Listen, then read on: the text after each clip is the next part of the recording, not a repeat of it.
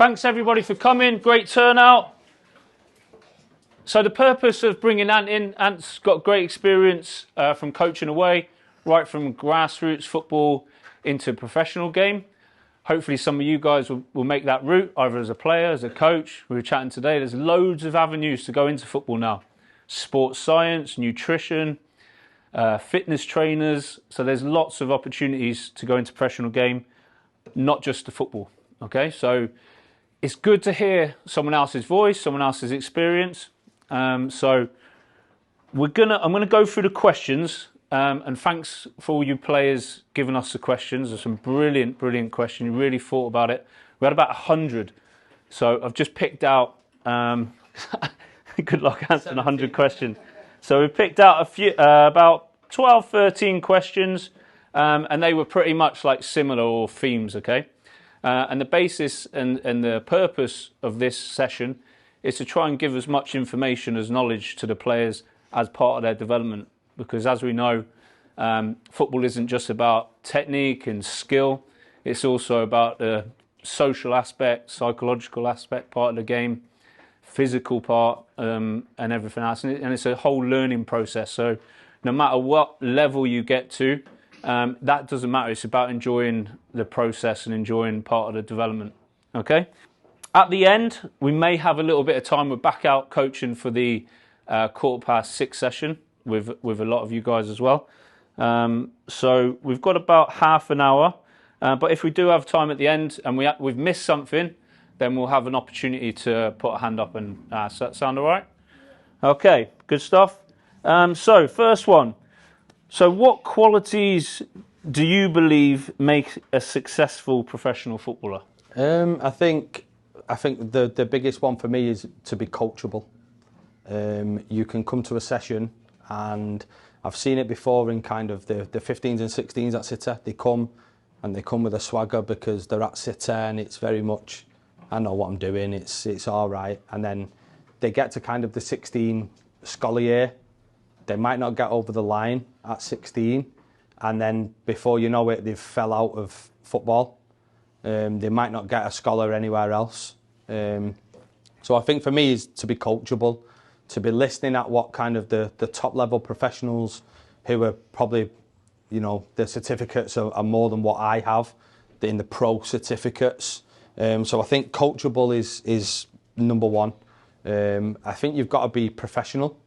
I think you've got to come with the right attitude, and you've got to be willing to constantly learn. This game never stops. This game is in the UK. They're playing from small-sided, not non-competitive games, but they're playing from 3 and 4. You could even go as low as 18 months. We have something called like Diddy kicks and things like that, and it's just all from 18 months old. So before they even hit 7, when they can start playing, they've been playing for 6 years. They've been a ball at their feet for 6 years in terms of that. So this game never stops. So hard work, professionalism, commitment, and just be willing to learn, be coachable.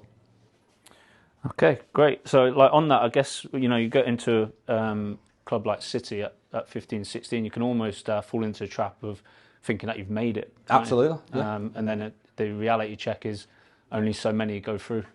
Yeah, and if out of a squad of probably 16, there's only 6 scholars. So you might have been there from 6 years old, which they're taking them in from that age. You might get all the way through. I mean, there was a boy called Sam who, again, went all the way through from 6 years old, got to 16, didn't have a scholar. He actually ended up at Southampton for 3 years.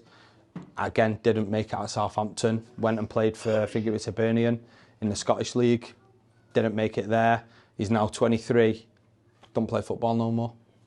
So it's a harsh reality of it. And that's why, again, speaking in terms of before, there's more than just being a footballer. There's the analytics side, there's the social media side, there's the scouting side, there's the coaching side. There's more than just being a footballer. The footballer's the icing on the cake, I suppose. What are the steps to take if a player wants to join an academy like Manchester City?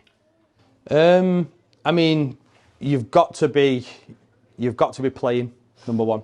I think one session a week is definitely not enough. I think you need to be playing 6, 7 times a week, in my opinion. I know that this is kind of going to come, and we'll kind of speak more on that very shortly, but I think you've just got to be constantly playing. Be in the right kind of environment for you, whether that's in the elite bracket or whether that's in, you know, just normal lower league football. There's no reason why you can't get spotted. I'll come off the City thing a little bit. In the northwest, you've got Liverpool, Man United, Bolton, Burnley, Blackburn, Blackpool, Preston, Wigan. It just goes on and on and on. So what might be a right fit for you might not be the right fit for somebody else. And then, again, you've just got to keep playing, be in the right window, and constantly learning. We spoke a little bit before about how England's quite unique, where there's lots of leagues, and even the lower leagues, there's, you know, like national leagues, still professional full time, national north, south. So we're lucky in that sense, where in England you can still kind of pick at, you know, go to a level. Yeah. And that's without even exploring the other options of like America, Europe, elsewhere. Yeah, definitely. I mean, we'll revert to a friend of mine. Again, was at City his whole life. I think it was the 75th derby he was on the bench for when Mark Hughes was there. Didn't quite make it over the line because Roberto Mancini come in and kind of put his career upside down. But again, it's the life of a footballer. He then ended up going to some League One, League Two sides. Rochdale's, Fleetwood's, Bradford's, ended up in Wellington Phoenix over in New Zealand, and played for them for 3 years, I think it was. And now he's 33, 34. He's just come back and now back playing for a kind of lower league team. But again, loves it, just keeps being professional, keeps playing, and keeps kind of giving his knowledge into these up and coming players who are not in the kind of the big clubs, but the boys who are still trying to get over that line and trying to make it as in the best league possible. So you've had experience as a scout. So what does the scouting process look like? What should players do to increase their chances of being noticed? Again, I think be in the right environments, play in the right leagues, learn, and I think the scouting process is kind of, a scout will look for different things. I think the one thing they will look for is athleticism. They'll look for the players who can move really, really well. They'll look for technical as well, but I think the game's kind of changed in terms of they'll look for athletes more than anything. So you might put 50 goals in the top corner and you might be the best player on the pitch, but if they're looking for something specific, dependent on age, then I think athleticism's probably top of the tree, what they're looking for nowadays, rather than the technical side of the game, especially in the UK. Yeah, that's a common theme as well, from chatting to people, where it's changed from like the really technical, skillful. Whilst you're looking for that, you're also looking for that kind of speed and pace and athleticism. Well, there's lots of kind of pop-ups now. A friend of mine has opened a pop-up and he's doing hard work in the background to qualify in terms of how to move. So he's going to like seminars and obviously doing courses in terms of like the agility side of the game, because that's, again, ultimately what they're looking for. They'll say, oh yeah, you can beat a 1v1, great, but you can't run away from him. You can't get that 2 yards what's needed to make that next pass or to make that choice and decision. So we touched on this before. There's 2 similar questions here actually. So from your experience, how many times a week do you recommend players should train to reach their full potential? And just on that, I guess it's quite a subject because parents as well are kind of ask that question, and well, I'll obviously let you answer it, but is it a difficult one to get balance? For me personally, I mean, I've been on the end of my lad falling out of love with football, even at the age of 8, because of the pressures that I kind of as a parent put on him, travelling all over the northwest at the time, picking him up from school, packed lunch, gone on the road, an hour travel, getting there, not getting home till 8 o'clock at night. But I think for me personally, if you train 7 days a week, if he loves it, I mean, I've used this before. If your child played guitar, if you wanted maths lessons at home, you'd pay for it if you could. You know, not everyone's privileged obviously to kind of have that, but if my child loved maths, I'd give him 7 days a week of maths because he loved it, and there's no difference. I just think it's, for me personally, I think it's the environment. If you're in a pressured environment 7 days a week, that's a bit different if I'm going telling my child there's a football in the back garden and he's going smashing 100 balls in the back of the net. Why are you going to stop him from doing that? Again, I just think it comes down to the environment and if it's pressured or not. Yeah, so that was another question. Is training 6 days a week excessive for young players in an academy setting? And what is the right balance? I think you've answered. I would say play as much as you can, personally. What specific areas should players concentrate on in their development, both on and off the pitch? I think whatever kind of suits you, and I think that's age dependent. If you're 15 and you're a centre half and you know you're a centre half, I think go and work on how to be a centre half. Obviously, if you're 6 and 7, you're not going to be position specific. You know, it's just purely being on the ball and learning how to move. So again, I think just look at where you are at in your development of football and kind of take it from there. And if that means having them 1% extras, you know, going to your one-to-one coaches or your group sessions, go and work on specific stuff with them. And don't be afraid to kind of speak with your one-to-one coach and tell them what you want. At the end of the day, you're paying them for their service. So speak with them and work on what you need to. Mm-hmm. So living on Guernsey, obviously it's similar, like with the age group, similar pool of players. So often they play against the same players week in, week out. How do those players still kind of look to develop and improve and challenge themselves whilst still playing against similar opposition?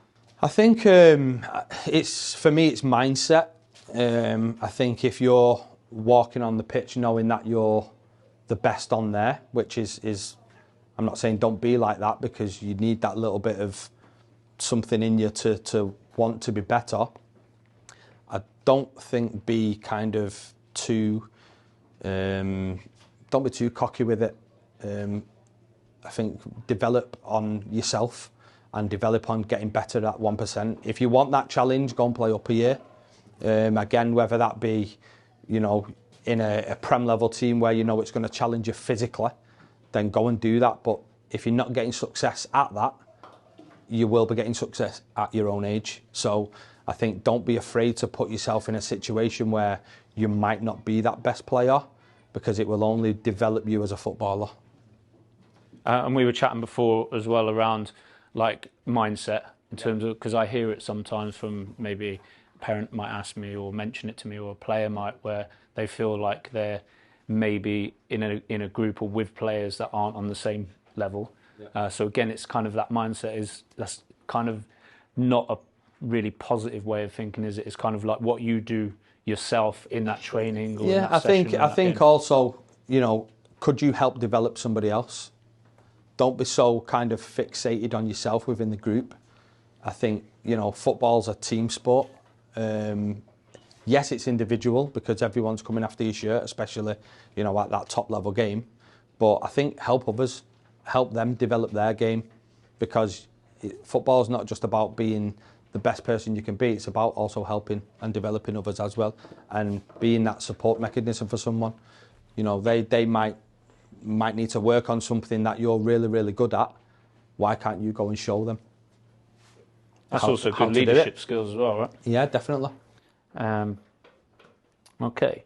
How often do players in the Manchester City Academy typically engage in training sessions per week? So they will have 4 sessions a week. That includes game, that includes gym session at a certain age. Obviously, when you go in and you sign at 8, going into under 9s, there's no gym sessions. It's just you'll train and you'll play games. When you get to then 13 at youth development phase, that's when they start implementing the gym. Obviously, they want their bones to grow. they want, you know, not to kind of hamper their growth in terms of that, in case they get injured, something like that. So 13s is typically the year that they'll start doing weights and they'll start doing certain specifics in the gym. But overall 4, that will include the gym, the game, training and match as well. Here's a quick one from me. So I'd say generally if we looked at all groups in the academy, we often trying to encourage players to be more vocal and be confident in their communication. How vital is it would you say, that communication and talking is in football? I mean, it can, if you're, I said to the boys out there before about being demanding. I think demanding is important. I think too demanding can be a little bit much in terms of that. But if you're in a 2v1 scenario and you're demanding, you might give yourself that extra 1 second that allows you to make a choice just by vocally. Because if I shout to my teammate over this way and this defender in front of me goes and attracts to him, that opens the space up on this side. So I think you can beat a 1v1 really, not just with skills, but just by being vocal or with your voice. Do academy players at professional clubs still participate in grassroots football, and how does it benefit their development? So yes, they do in the UK, but only the category 3s. So at the moment, Bolton are in there. I think Bolton, Blackpool, I think Wigan are 2, but they do allow it. But it's down to club policy. Some clubs will, some clubs won't, but they do. If I'm right, I had a message from a goalkeeper who signed for Man United from us, from the grassroots side, and Mum said that he can now play on a Saturday as long as it doesn't interfere with his academy games. So if they didn't have an academy game on a Saturday, because they usually play on Sundays, he could then come and play grassroots football. And I think it's massive. I think grassroots football, for me, it goes nowhere. It's going to be here in the next 100 years, hopefully. So grassroots goes anywhere. For me, grassroots is probably the most important. Even though I love academy football, grassroots is going nowhere. Because most players would play on a Saturday and then a Sunday, wouldn't they? Yes. Saturday for one team, Sunday for whatever. Believe it, some are playing for 2 on one day and 2 on another day, so they're playing for 4 teams. And again, for me, the more the better, if it works and if they're not tired. Can you explain the advantages of one-on-one training sessions for improving individual skills and overall game performance? Yeah, I think for me, again, I think it depends on age. I think for a 7-year-old, it breeds confidence, it breeds technical, and it breeds just that kind of one-to-one time with you and somebody else. From 14, 15, 16, I think, again, if you're a centre-half or if you're a striker and you need to work on finishing, if you're a striker, I think that then helps as well, because it becomes specific. Again, I think, reverting, it's vitally important because you're getting that 1% extra in again. So if you've been and played in a game and you've then got a one-to-one on the back of that, you might then want to work something what didn't quite go your way within your match. You might then take that into your one-to-one session in the afternoon and then say, well, listen, my finishing wasn't great today if I was a striker. You know, they might come wherever they go and say, listen, my finishing wasn't great today, I want to work on finishing. If you're a good coach, you'll be able to adapt to what, for me, the client wants. So, yeah, I think it's important to keep them 1% up because everyone's doing it. What is the importance of healthy eating in a young athlete's training and performance? For me, it's not that important until a certain age, because how can you stop a 7-year-old going eating? A 7-year-old might not like pasta. He might not like jacket potato or tuna. They might be funny with what they eat. So I don't think it's a real big problem until a certain age. I think then when it becomes very even in the game, you see yourself at kind of 7 and 8. There might be a player who you think's top draw. There might be a player who's okay, and there might be a player who really needs to work, who's only just got in the game. At 14, 15, 16, the gap's closed and everything becomes very even. So then again, it's about what you're putting in your body and kind of, are you resting enough? I seen something, and I think it was Floyd Mayweather, if I'm right, and it said, how are you still so in shape and how are you still so good at what you do? And he said, I sleep 3 times a day. And listen, for me personally, I'd love to sleep 3 times a day, but I'm in work from 8 till 4, and then I'm coaching from 5 till 9. So for me, unfortunately, I can't sleep. But yeah, he sleeps 3 times a day. He says 3 hours, 3.5 hours a time. So I think Ronaldo's got something similar. Yeah, something ridiculous. Yeah. But it'd be great to do that, but we can't, unfortunately. Yeah. But sleep is massive, supposedly. Yeah, so that comes on to how crucial recovery is for young footballers, and what are effective recovery practices. Again, I think sleep's most important, obviously, as well as diet, dependent on age. And yeah, I think, it's important you do get it in. I mean, if you're gaming at 11:30 at night and you've got someone who's gone bed at 10 o'clock, that 1.5 hours sleep, that might help growth. That might help just waking up in the morning, and the best meal of the day, by the way, is your breakfast. If you're walking out the door and you've not had breakfast, your metabolism's not working, and you're going to struggle throughout the day, because come dinner time in school, you're not going to have the nourishment within you to get you through that next part. Your concentration levels drop, and then also on the flip side, you've then got where later on in the afternoon, you might only have a small dinner. By it comes to 5 o'clock and you're going playing football, you've not got that thing in you what's needed. And you'll hear, people at the top of their game in loads of different sports about 1%ers.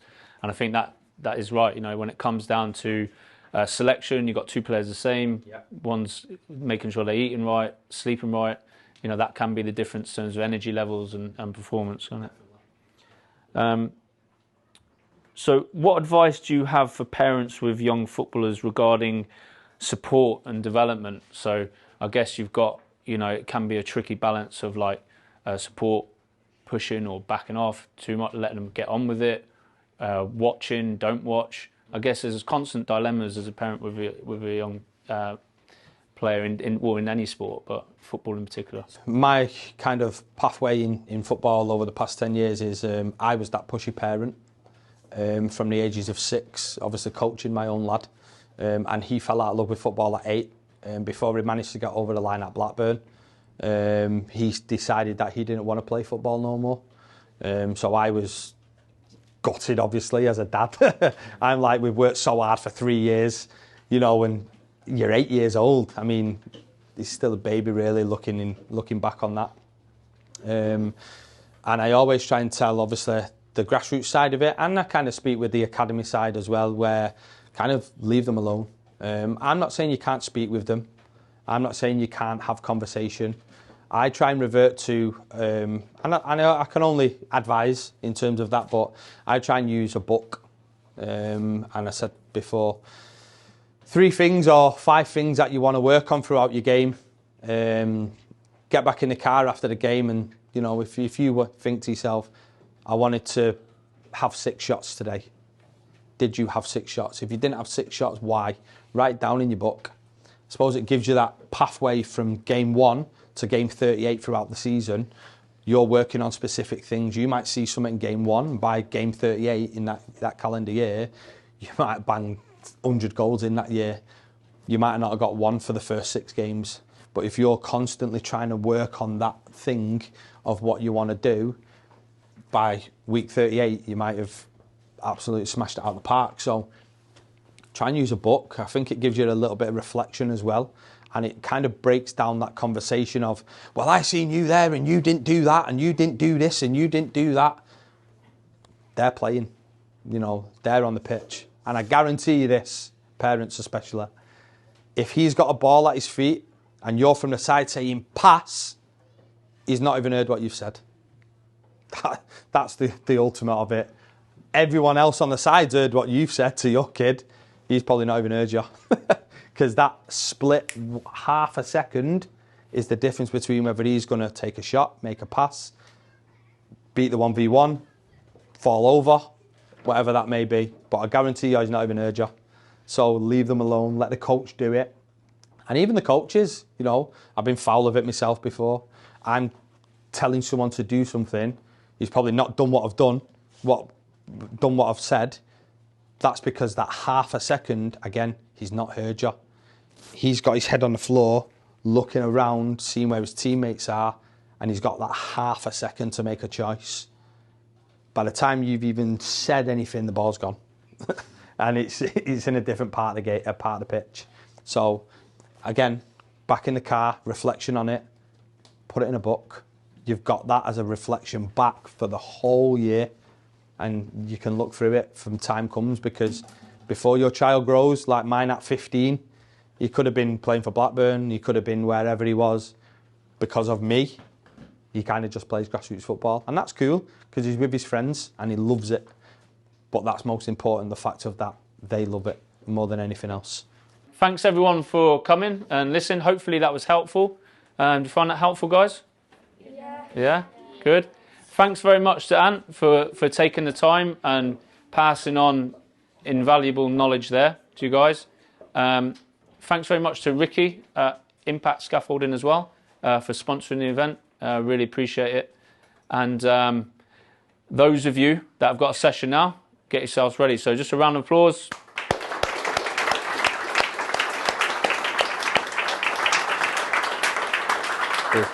Cheers, Ant. Thanks, mate.